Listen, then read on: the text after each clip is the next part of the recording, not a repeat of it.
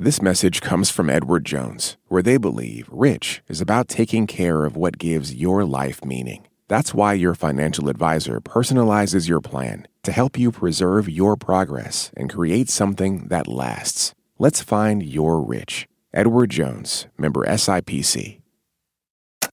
This is Planet Money from NPR. It all starts, as many complicated American sagas do, with prospectors looking for valuable stuff in the ground. And they were actually looking for radioactive materials, uranium in particular. Mark Smith has worked for decades in the mining industry. And this origin story, this is before even his time. In 1949, the mountains between L.A. and Vegas. So they were running around, their Geiger counters started to click. But, instead of like the really fast click like you get with something with uranium, click, click, click, click, click, click, it was kind of a click, click. It was very, very slow, but they knew there was something there. They had stumbled onto a huge deposit of what we now know as rare earths, obscure metals with hard-to-pronounce names tucked down at the bottom of the periodic table. Lanthanum, cerium, neodymium, praseodymium. There was this one element called europium, and it provided... Europium. How do you spell that? Europium. That sounds totally made up, like from Avatar, unobtainium or some nonsense. Well, it's way easier than I can hardly say the unobtainium, but I can say europium. But of course, europium, etc. None of these were the uranium the 1949 prospectors were looking for. They had not a clue what any of this was. Nobody was using any of this commercially at that point in time. Yeah, basically no commercial use. Of course, today, rare earths are critical to making everything from iPhones to fighter jets to microwaves. And now it is China that is processing about 90% of the world's rare earths. But none of that industry existed when those prospectors first heard their little Geiger counters click, click, clicking in that mountainous spot in the California desert. I want to see what it looks like. Me too. Let's look it up. Yeah. That is Emily Feng, NPR international correspondent. This whole episode brought to you by Emily and her very excellent reporting on rare earths, the rise of Chinese manufacturing, and lots more. And Emily and I are pulling up on Google Maps approximately where those prospectors went looking. We are zooming in on a spot just off an interstate highway on the border of California and Nevada. Here, let's go to satellite. How would you describe it, Emily? It's kind of just like a giant hole in the ground. Sure. I wish I had a more technical description. This giant hole is a mine. It's a dusty, deserty-looking spot in between two mountains. It is called the Mountain Pass Rare Earths Mine. Mountain Pass? Mountain Pass, I think we can agree, is a rad name for a mine. I never thought about it that way. No? Maybe in an epic way, like You Shall Not Pass, Mountain Pass? That's right. It feels like a location on a fantasy map. The Mountain Pass. Okay, well, radly named or not. For decades, it was the world's biggest producer of europium and other light and heavy rare earth metals. Mountain Pass was key to the United States building one of the most powerful industries in the world until we lost it all.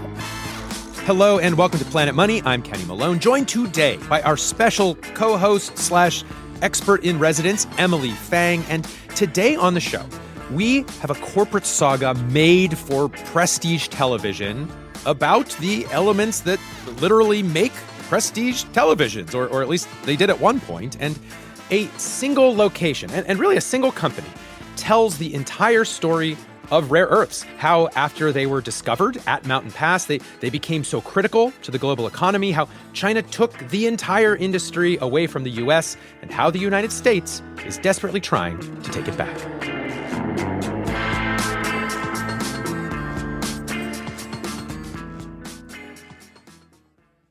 Support for this podcast and the following message come from Vanguard. Every day, shareholders meet to discuss important matters about the companies you invest in. Now you can make your voice heard too. Vanguard Investor Choice makes it easy to set your proxy voting preference for your eligible Vanguard index funds. Visit Vanguard.com/investorchoice to learn more. Vanguard investors own shares of their index funds, and those funds own shares of the companies they invest in. Vanguard Marketing Corporation Distributor. This week on Wait, Wait, Don't Tell Me, we talked to legendary musician Jason Narducy about being in a punk band when he was just 11 years old. We broke up when I was 12. And, I just felt like I needed to go through puberty without band drama. Don't miss our full conversation and the rest of our games. Listen to the Wait, Wait, Don't Tell Me podcast in the NPR app or wherever you get your podcasts. That perplexing rare earths discovery back in the California hills in 1949 at Mountain Pass, well, by the 1960s, it had evolved into a very successful mining operation. People were finding commercial uses for rare earths. Some could be processed into and used to polish camera lenses and mirrors or to refine oil. And the company running that Mountain Pass mine, well, by the 1960s, they had made one of my new favorite, atomic age industrial videos with chipper narration about chemicals and explosions and stuff. That here is a business organization that can adjust itself to changing times. We see some very grainy yellow footage of a politician or maybe a CEO standing at a lectern at the foot of some scenic hillside. Can build attractive industrial establishments on the beautiful hillsides of America. And yes, that is the sound and footage of beautiful hillsides exploding. The story of Molycorp, it says on the screen. What is Molycorp? Molycorp is, I feel like ChatGPT. Again, our co-host / expert guide, Emily Fang. And the word we are saying, by the way, is Molycorp, M-O-L-Y, corp, like corporation. Molycorp was a big American company that used to run one of the biggest rare earths mines in the world. And its biggest mine was in California, Mountain Pass. And critically, you may recall one of the elements discovered at Mountain Pass. Europium. Europium. Yes, this again, longtime mining industry alum, Mark Smith. The europium is what caused the red color in the colored televisions. And so for a period of time, every single colored television that was made in the world had europium from the Mountain Pass deposit used to make that red color. This is a huge deal at the time. If you're looking for a moment where rare earths burst onto the scene, you could do worse than choosing this one. I think this one would be it. Molycorp, with Mountain Pass, had a rare earths monopoly by the 1960s. They were the world's provider of rare earths for years, for decades. And somewhere in that run, that is when Mark Smith becomes part of this story. When you join Molycorp, you said 1980s? Is that right? I think it was about 80, 87, 88. Where are things? Is it still the monopoly? It was still big. And here, depending on how you see it, is where the cautionary tale begins. Because, spoiler, as rare earths became more and more critical to the world, Molycorp would not just lose its monopoly to China, it would go bankrupt, shut down Mountain Pass altogether, and Mark Smith would spend the rest of his life trying to warn people about the dangers of giving up control of the rare earths market. But, that was years away. And when Mark first started working with Molycorp, he was there almost like a fly on the wall at first. He was there for safety and environmental compliance stuff, but he'd still go to these meetings and he would learn stuff about the business situation, about products not selling at that point in the 80s the way that they used to. I remember sitting in meetings, strategy discussions where we're talking about, well, what do we do with all this cerium? What do we do with all this lanthanum? These were rare earths that they used to be able to sell no problem, but not anymore.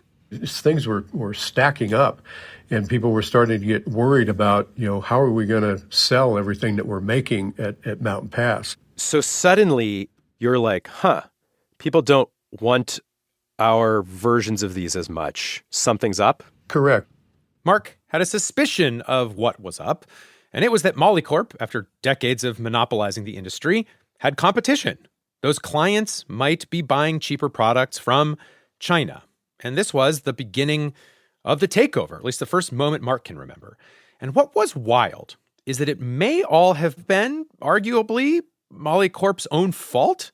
Because around the water cooler, on lunch breaks, whatever, Mark had heard this pretty odd story. It was just a casual conversation.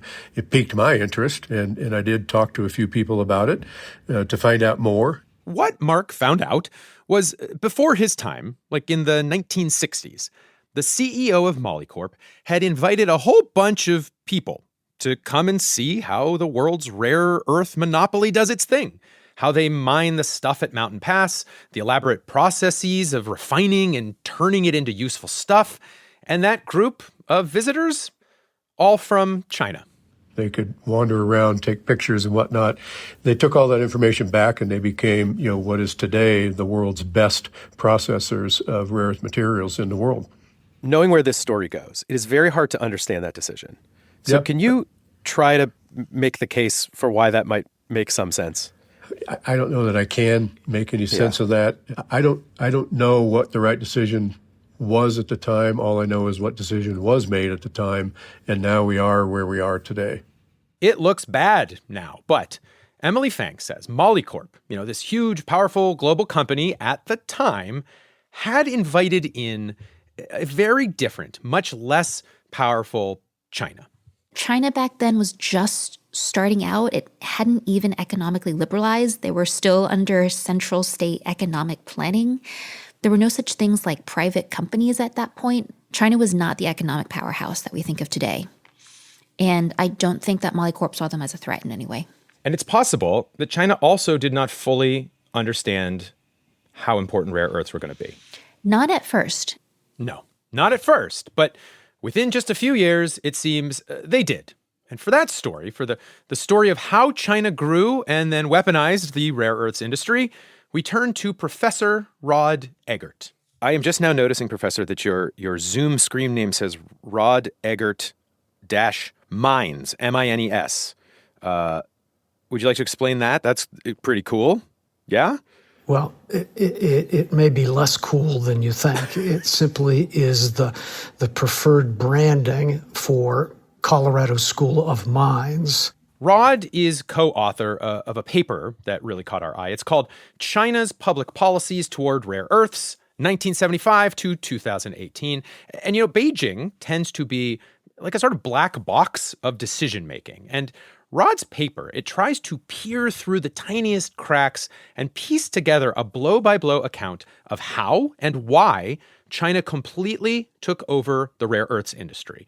Rod and his co-authors did this by simply reading every publicly available Chinese policy document they could get their hands on from the last 40 years. And there is evidence that in the 70s and 80s, China did have its eye on rare earths. I think some Chinese leaders at the time felt that or knew that China had some attractive geologic resources of rare earths and that rare earths had the potential to become important inputs to a number of engineered high-tech products.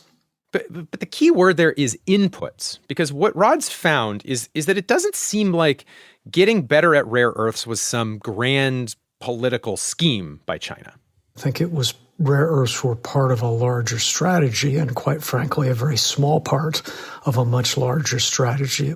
At that time, China was simply trying to transform its economy to become the world's manufacturing hub. And so that would require China to also have inputs for stuff, the kind of things that go into making other things. And on that long list of possible manufacturing inputs, China seemed to include rare earths. They established the Rare Earth Office maybe in 1975, so mid-1970s. In my mind, a rare earths office would be bejeweled with various rare earth samples. The door would be covered in beautiful rare earths. But I suspect that's not what I should picture here. I don't actually know, but my guess is that that's not what occurred, that it was maybe one or two people in a nondescript office that were charged with undertaking activities and coordinating with other agencies to prioritize rare earth mining. Yes, do not be fooled by how official the Office of Rare Earths sounds, says Emily Fang, not in the early 1970s stages of the rare earths industry. In fact, it started out as just the most dirty, unregulated backyard, kind of like side industry. The early stages were just people who realized they could make a lot of money digging holes in the earth, and they were responding to economic incentives. So, how then do we go from holes in the ground to global domination? Well, that is where a massive, centrally planned government did come in handy. And by the 1990s, the incentives put in place within China made it difficult for non-Chinese producers to compete. What Rod and his co-authors found, going through all those documents, is that China implemented all kinds of policies that simply made it impossible to compete with China. Policies that, to me, read like a kind of supercharged industrial policy experiment. For one thing, there was, loads of cheap government money.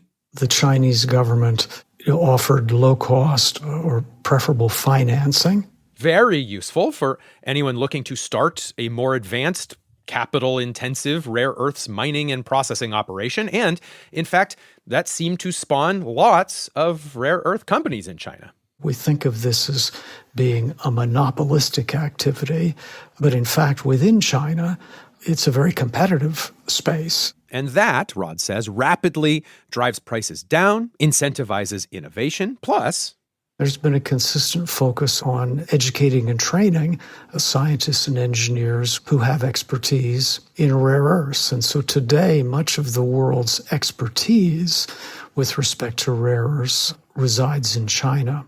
And this is huge because, really, just pulling rare earths out of the ground, that's not the hard part. The hard part is processing those into useful materials. And to make sure China also got an edge on the processing, Emily Fang says that Beijing managed to build these, policy walls.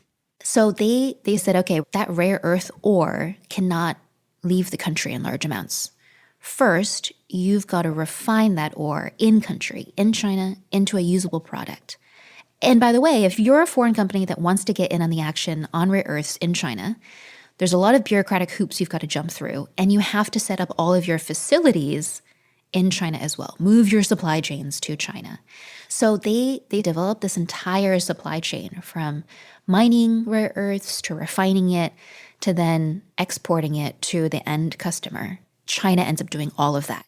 And so what happens is, by the 1990s, China has taken virtually the entire rare earths industry away from Molycorp and the United States. China is able to mine and process rare earths as well as the United States, and at a cheaper price.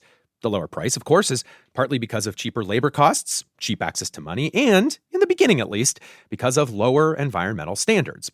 But as the industry matures, Beijing starts to tend its overnight industry a bit more. It works on cleaning the environmental stuff up. It consolidates the industry into just a handful of state-owned or state-backed companies.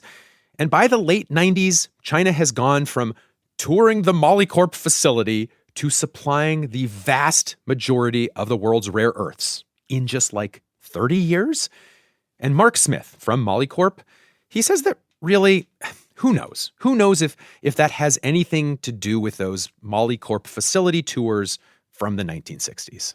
Knowing how good the Chinese were and still are at taking a process and just maximizing its efficiency and its throughput, I think they would have figured this out anyway. Mark has thought a lot about this because, he was at Molycorp during a lot of this rise of China, watching his company decline as a result. The whole American system, really, for rare earths was collapsing. We lost. That's right. And what was the moment you knew we had lost? Molycorp actually shut down its Mountain Pass operation. There were a number of problems with keeping Mountain Pass open, but China was a huge one. But we shut down the operation at that point. We couldn't find enough people to sell the products to. And then there was no question at that point, right? Because there was no other production really in the world other than China. No other production really in the world other than China. And leaving this critical rare earths industry to a single country, to China, well, honestly, for a lot of years, it seemed like the world was mostly okay with this until the fishing boat incident. The broad sketches of this are China has a lot of territorial disputes with many of its neighbors, including Japan. And with Japan, they have been sparring diplomatically over this cluster of islands in the East China Sea. China calls them the Diaoyu Islands. Japan calls them the Senkakus. And it is amongst this cluster the fishing boat incident occurs. The year is 2010. There's a Chinese fishing boat captain who's sailing through these islands, and Japan claims that he ventures into their territorial waters. There's a standoff. The Chinese boat captain ends up ramming a Japanese Coast Guard vessel. They detain him, they end up arresting him, and it sparks this huge outcry in China. Now, the protests have been scattered across several cities in central China where there are many Japanese factories. There is a political decision made in China that they're going to make a stand on this, punish Japan over arresting their guy, and most notably, China informally, quietly, just stopped selling all rare earth products to Japan. So, quietly, no rare earths to Japan. Japan suddenly realizes that their car industry and their electronics industry is totally dependent on rare earth products. Yeah, because like everything has quietly become dependent on rare earth products. Just take, that newfangled Apple iPhone that had just come out. Rare earths were used to reduce distortion in tiny glass camera lenses, to improve sound from tiny speakers, or to make bright colors on a screen. And so Japan, famous for its high-tech manufacturing, losing its rare earth supplier, very bad. So Japan certainly sets up notices, and because they sell so many cars, and I don't know what we were using then, Discmans or whatever to the rest of the world. I don't know if I was using a Discman in 2011. What were we using? But it was a Sony, so yep. So Sony for sure notices, Mitsubishi totally notices, and yeah, the export ban hits the global news. And we all kind of have to learn about rare earths, I guess, for the first time. For a short period of time. Right. And if you were paying attention during this short period of time, there were two key lessons here. The world had become incredibly reliant on this weird class of metals, and China had a lot of power over the global economy as a result. Now, in addition to blocking all of Japan's supply, China reduced the overall amount of rare earths it was exporting around this time, saying that they needed it for their own manufacturing industries. And so, with the panic around rare earths from the Japan situation, plus a tightening supply of rare earths, it all causes a dramatic increase in rare earths prices around the world. We've seen prices jump about 600 to 700% for these rare earth minerals. And look, if you are a longtime rare earths evangelical, this could be what we like to call here at Planet Money a problem-tunity. Some are saying that there's a bubble forming. What do you think? I think that these prices are absolutely sustainable, and that's really based upon the very simple facts of supply and demand. This is Molycorp, Mark Smith, on TV in 2010. You were on Bloomberg. You look Yes. younger, I may say. I had hair, yeah. You had hair. I wasn't going to say that specifically. For like 10 years, Mark had been keeping what was left of Molycorp alive. He had, in fact, been named the CEO. So, I guess CEO of a company with a boarded-up rare earths mine, essentially. But with those new sky-high rare earths prices and the increasing demand, Mark sees an opportunity. The first decision he makes is to reopen the Mountain Pass mine. And you shall pass, yes. Exactly. So the first phase of this whole project, which he gives the name Project Phoenix.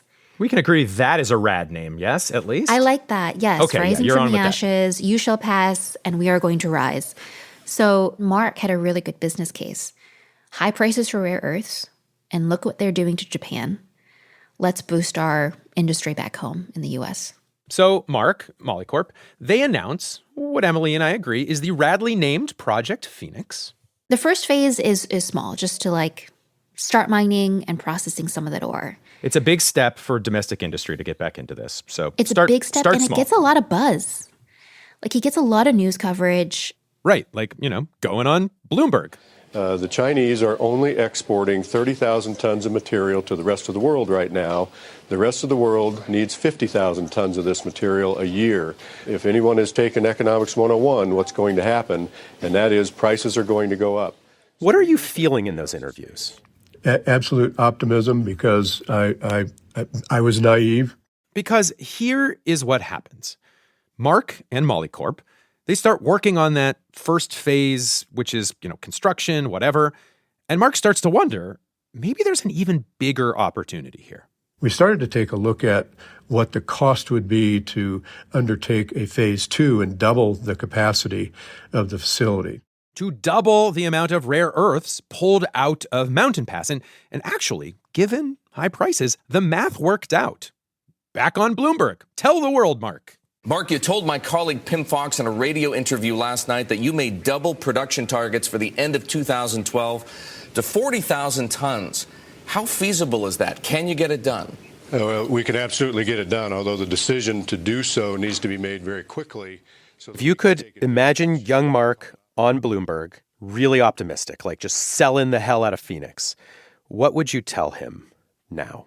I think about that almost every day of my life, Kenny. What could I have done differently? And I think what I should have been was satisfied with phase 1, getting really good at what we did, worry about the expansion later.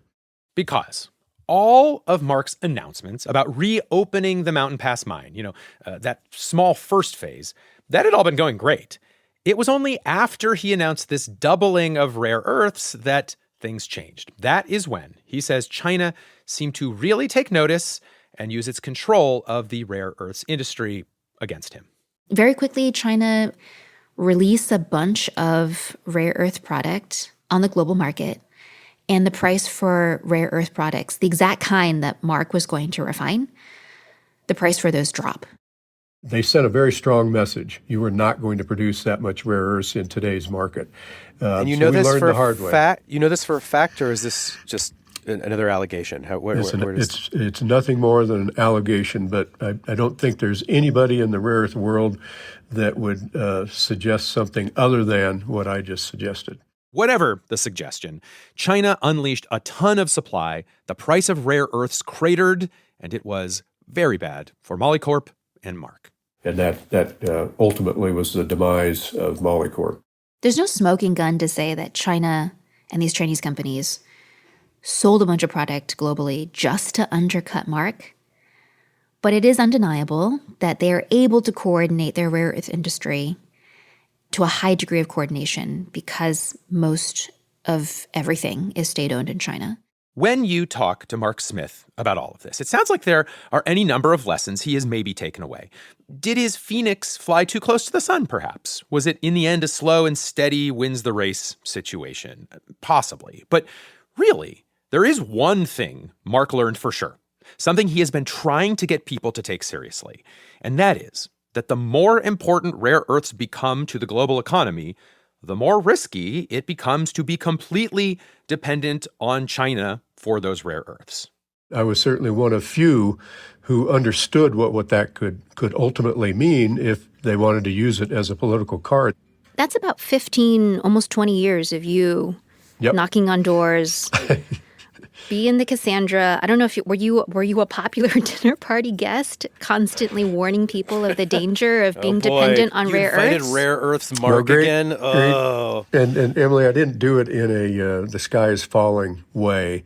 And I spent a lot more time at the dinner parties talking about the goodness of rare earths, not the downside. But I talk to every person that sits next to me on either side on the plane. I will talk to people in the airport. I will talk to everybody to educate them on what these issues are and why they are important. When we first started talking to Mark about all of this stuff, almost a year ago, actually, he told us it was still hard to get people's attention about this stuff. And then, suddenly, it wasn't. So you would say things have changed a bit? A lot since we last spoke. Okay. The U.S. government, maybe, takes a page from the Chinese policy playbook after this break.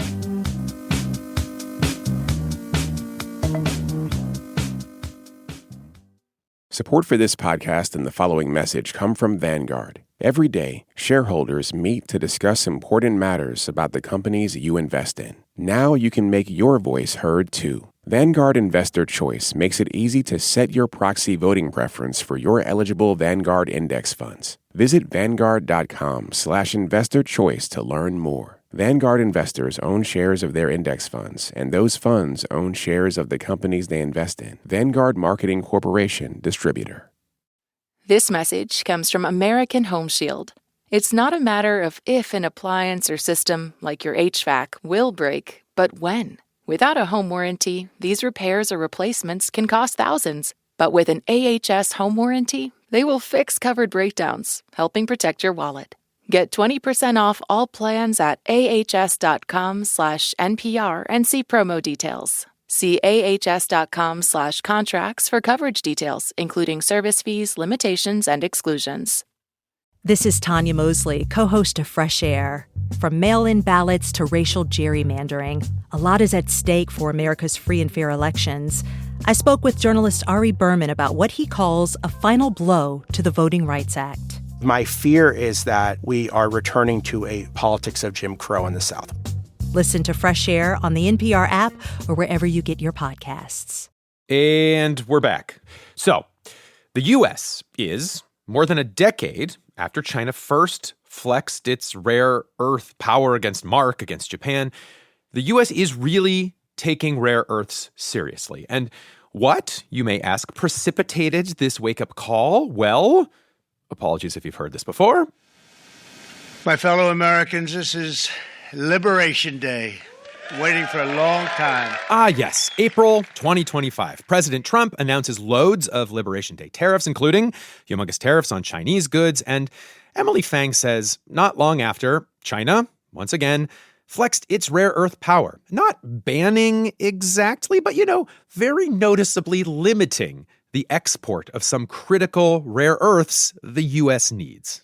The Defense Department, Department of War, however you want to call it in the U.S., realized that they didn't have any replacement for some of these magnets and products that China was making in their defense equipment.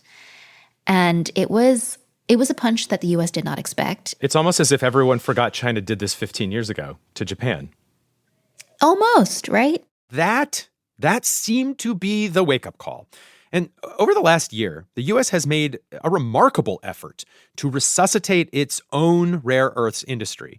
The federal government has started to pour billions of dollars into companies developing mines and refining facilities. There have been grants and loans. The U.S. has even bought into a handful of American rare earths companies. The U.S. is even trying to get Mexico and Europe and Japan to agree to a rare earths price floor so China cannot, crater the price again. And what really strikes me is this is a state-driven effort. This is the U.S. government coming in and trying to set a price for rare earths, investing money in companies, even buying stakes in them. And Kenny, this is how China dominated the rare earth sector. It does. And this is what the U.S. is now doing. Let's say rhyme with what we heard in China, yes. It rhymes with that kind of central planning. And you will never guess who is this time on the receiving end of some of this central planning. That's right, Mark Smith. He's at a different company now. It's called NioCorp, and they're still trying to get their rare earths mine up and running in Nebraska. We do have to get a little scrappier, and we have to figure out how to pay the bills and keep the lights on. A far cry from the days of Molycorp as the world's rare earth monopoly. But, the whole American industry is a far cry from all that. And Mark's company has gotten millions and millions of dollars in government loans so far. No direct government ownership yet. We are meeting with the Department of War. We're meeting with the Department of Commerce. We're meeting with the Department of Interior. We're meeting with the White House. We're in line to let the government know what we can do for them to help this situation in the United States. And if we are, lucky enough to be one of those chosen, wouldn't that be wonderful? If the U.S. government came to you and said, we want 10% of your company, but we'll give you a huge amount of money. Can I talk like a CEO again? I think it's all we're going to get from you, Mark. It does come kind of natural after this long, but I can't think of a better equity partner to have in a company like that than the U.S. government, because now you have wherewithal if projects go awry. So I think there's good pluses, good minuses. Overall, I think the pluses win. So, yes, CEO answer to that. But overall, Mark seems to be relieved that the U.S. is finally taking the rare earths thing seriously. I think probably also he's a bit cautious because he's been burned before. And it is still going to take, most analysts would estimate, at least 5 years, maybe up to a decade, to really get the American rare earths industry back on solid footing. Now, one final note. If you are wondering what happened to good old Mountain Pass, where the uranium prospectors, arguably, accidentally, started all of this with all that lanthanum and cerium and maybe it was europium. And what's your favorite rare earth at this point, Emily? I think terbium or yttrium. I just like yttrium because it's spelled weird. It's Yttrium. I feel like I just lost a spelling bee. But Mountain Pass. Emily says there is an amazing ending for the American mine that arguably started this whole industry. Because after the Mountain Pass mine was boarded up and shut down, it gets sold. It gets sold to a company called MP Materials. And then one of the Chinese state companies buys a stake in MP Materials. And up until last year, MP Materials would send their rare earth ore to China to get refined and processed. That's wild. But then last year, the Department of Defense took out a 15% stake in MP Materials as well. And it's looking to refine everything in the U.S. now. So yes, the Mountain Pass rare earths mine, now partly owned by a state-backed Chinese company and the government of the United States of America. Shareholder meetings, gonna be fascinating.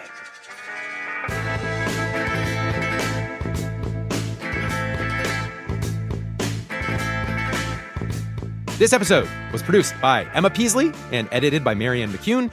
It was fact-checked by Sierra Juarez and engineered by Cena Loffredo and Jimmy Keeley. Alex Goldmark is Planet Money's executive producer. And a very, very, very special thanks this week to Emily Fang. Her work is incredible. I'm Kenny Malone. This is NPR. Thanks for listening.